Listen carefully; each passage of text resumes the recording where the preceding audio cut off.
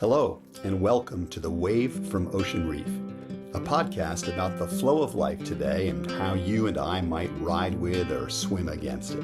I'm Dan Meyer, Chaplain-in-Residence at the beautiful Ocean Reef community in Key Largo, Florida.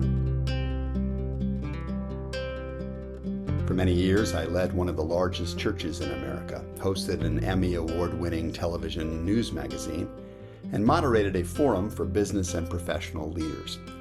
Along the way, I had the chance to work on a farm, in a maximum security prison, on an offshore oil rig, and in the world corporate headquarters of IBM. These experiences, plus a political science education at Yale and degrees in theology from Princeton and Fuller seminaries, have made me fascinated with people and with the various predicaments and possibilities that shape the flow of human life. I hope you'll find this podcast sparks your own thinking about that. So here's the wave for today.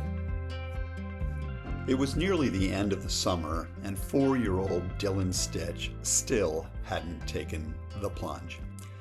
His parents had tried everything to inspire him to jump off the diving board, but to no avail. As Dylan's mom, Marla, describes it, we kept saying, "Hey, you want to give it a shot? You want to give it a try?" But Dylan had no interest in it, ever. Enter Daniel Bliss. While attending a neighborhood pool party, the 95-year-old heard everyone trying to coax Dylan off the board.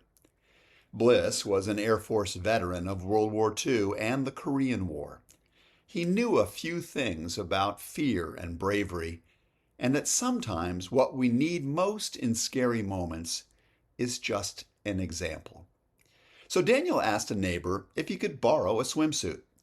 With cane in hand, Bliss stepped up on the diving board for the first time in 50 years. The people at the pool party gasped and then held their breath. Will this be a lesson in courage or in the need for first aid? Daniel later said, "I was up there that far. I figured I might as well go through with it." So at the age of 95, he dove for Dylan. It wasn't a particularly elegant or athletic dive, nothing close to an Olympian, but it was enough.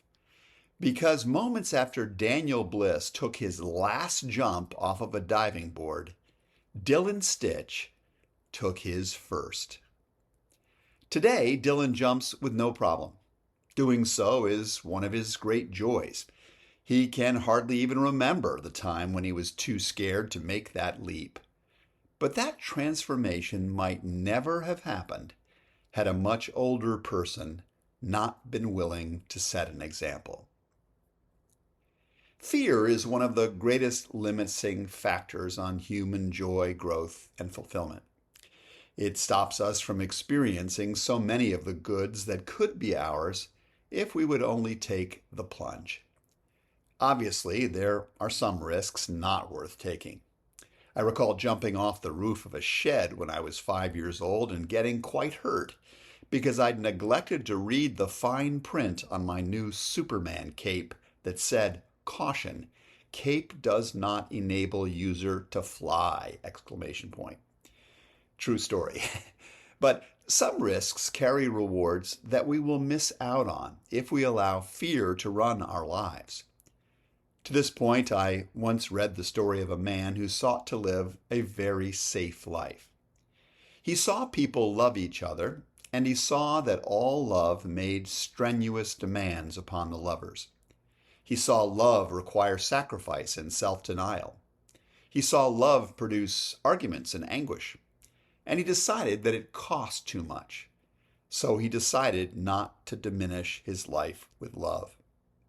The man saw people strive for lofty goals, and he saw that the striving was frequently mixed with disappointment. He saw strong people fail, and so he decided that it cost too much. So he decided not to mar his life with striving.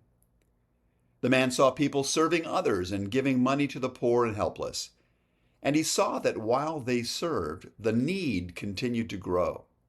He saw ungrateful receivers, so he decided not to soil his life with serving.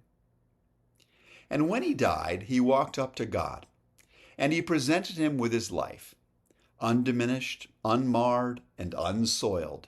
His life was clean from the dirt and danger of the world, and he presented it proudly, saying, "This is my life." And the great God said, "What life?" All of us live with some measure of fear. We and those we love are not stupid to do risk assessments. Some leaps should not be taken no matter how red our capes are. But life is fundamentally an adventure. It demands some measure of faith and daring. I love what Franklin D. Roosevelt observed about this. Courage, he said, is not the absence of fear, but rather the assessment that something else is more important. Establishing a life that is filled with love, that reaches lofty goals, that serve others, and experiences the thrill of victory, all of these things are more important than the occasional agonies of defeat. It strikes me that one of the greatest gifts we can make to younger generations, as well as to our peers, is to help them understand the risk-reward relationship and to help bolster their courage to take some daring leaps. As Daniel Bliss seemed to perceive, sometimes that requires getting up on the diving board ourselves and taking a plunge. That's today's Wave from Ocean Reef. If you know of others who might appreciate this sort of content, I hope you'll pass it along or encourage them to find me on Apple Podcasts.